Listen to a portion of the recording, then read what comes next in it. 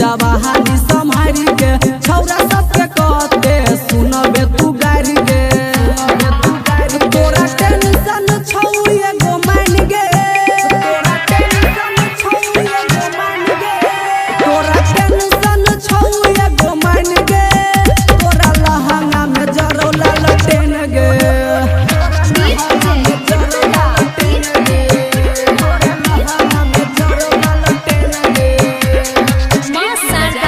recording studio Hanuman चौक गाढ़ा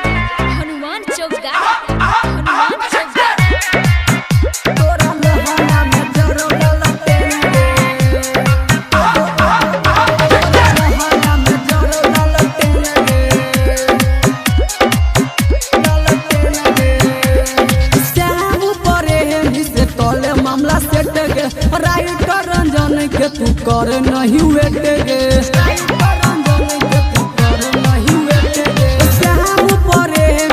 कले मामला सेट गे राइटर रंजन के तू कर नहीं वेट गे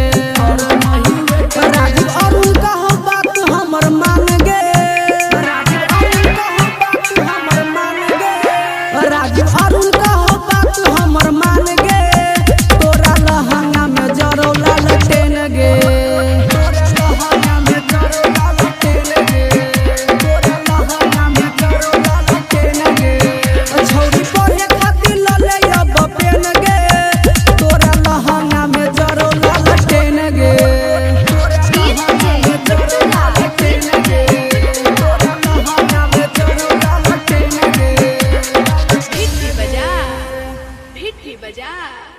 भिट्ठी बजा